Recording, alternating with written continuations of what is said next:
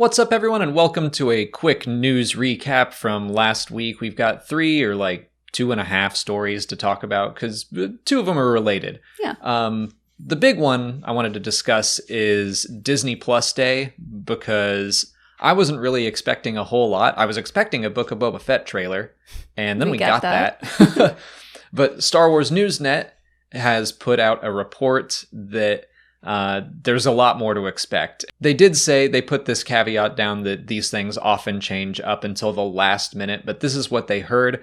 We should be getting a first teaser for Obi-Wan Kenobi, a sizzle reel for Andor, a behind-the-scenes sizzle for both the Book of Boba Fett and The Mandalorian, a teaser for The Bad Batch Season 2, and they have a source that said definitely expect announcements, with an S, plural, and they believe that a new animated series will be announced. And then all of that was backed up by other sources on Twitter like Jordan Mazon.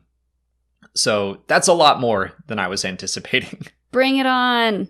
Inject it into my veins. It's going to be a busy Friday. I'm so ready. I will say, I'm still trying to keep my expectations low. I'm not thinking that this is going to be a full-on teaser or trailer or anything like that for Kenobi. I think they'll show a little bit of footage. Mm-hmm. And the Andor sizzle or whatever, that's probably all going to be behind the scenes stuff. Maybe they'll have some actual footage now. I'm expecting a little bit from everything and not full on trailers, so that if that happens, huzzah. Huzzah. Yeah. They've got a lot of stuff to go through on Disney Plus Day, and not all of it is Star Wars related. So I think this will be a nice little chunk of it. But yeah, I'm kind of expecting all of these little bits that they're talking about we might get to be fairly small. Little quick shots here and there. Yeah, because I don't know. Disney likes to do these mashups of little teaser things. Right. And I just don't think that there's going to be a whole lot ready to see.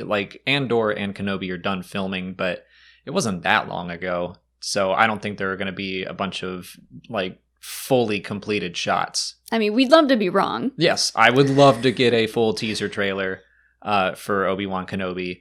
Hopefully we get some release dates. That would be nice to actually be able to plan our year. They do tend to do that when they're showing, teasers and stuff, especially when it's, a month-by-month showing of, what's coming out.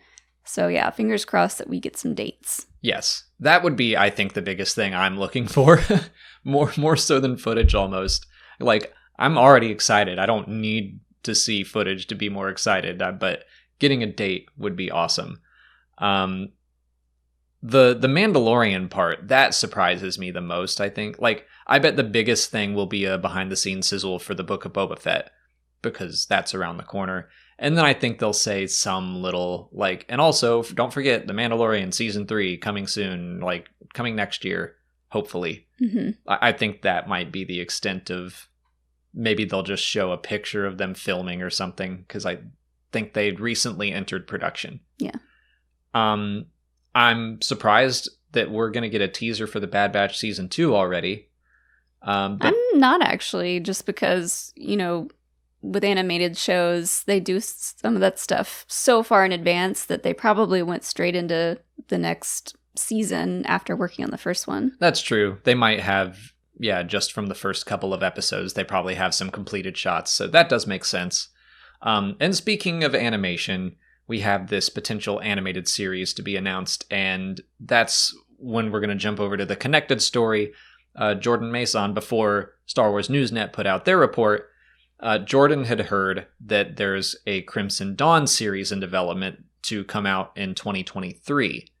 And it would be animated about Darth Maul, taking place in between episode 3 and Solo. Which I think sounds cool. I think that's a home run for them to do. Anything with Darth Maul is going to do well. Talking about stuff that we may have gotten little snippets of here and there from Solo, I think is a great idea. Yeah. I still would hope that leads into more Solo content. So this would be, I guess, in the year or so after the Clone Wars. And then we'd have about 10 years up until Solo. So this series could span a long time, or it could do a bunch of time jumps. But I would hope that maybe it could lead into some post-Solo Crimson Dawn live-action content. That would be cool. Yeah. But yeah, that's interesting that those reports came out right at the same time. And then the last little story I wanted to talk about was Josh Horowitz had an interview with Matt Smith. He's a fellow Schmoedown competitor. Yes, he is. But they were talking about Matt's supposed appearance in episode 9 when he was in talks for that, which he did say was going to happen, but then they didn't get very far down that road, and he wouldn't say anything about what he was going to do in the film. But then Noah Outlaw on Twitter said that he had heard that Smith was going to play young Palpatine after he ate all of that sweet, sweet dyad energy. That it would not just change his clothes, but would also de-age him and make him like Palpatine in his prime. It was going to be like Hocus Pocus when the witches drain the life out of children. Right. That's exactly what it was going to be. So what do you think of that? Would that have made you like Palpatine's return any more or less? Or what do you think of that idea? No, I mean, it would have been jarring to see, I think, especially if it were all happening towards the end of the movie. Same way that it was kind of jarring to see Rey's parents very quickly and suddenly, and then everybody was like, wait, is Rey's dad supposed to be a clone of Palpatine? He doesn't really look like him. Well, that was all when the novelization came out. Yeah. I don't know what I think about this. I feel like this sounds like something that we could still see in the future somewhere, sometime. Like if we get young Palpatine, maybe they'll get Matt Smith to do it. But the way he talked about this, he seemed very uncomfortable saying too far into details, like what his role was going to be, which is fair because he's probably afraid to get in trouble. Yeah, he probably signed an NDA that lasts 10 years or something. Right. But I don't know that I would have liked to see just like a quick flash of a young Palpatine. I think I would have liked it a little more. Like, I don't like Palpatine coming back in Legends or canon. It's not an idea that interests me, but if he had de-aged and we got to see young Palpatine, there's something in me that would have been like, cool, in the theater. So I wouldn't have minded seeing that. I agree it probably would have been confusing for a lot of other people to be like, wait, he just turned into someone else. I don't know if people would have made that connection.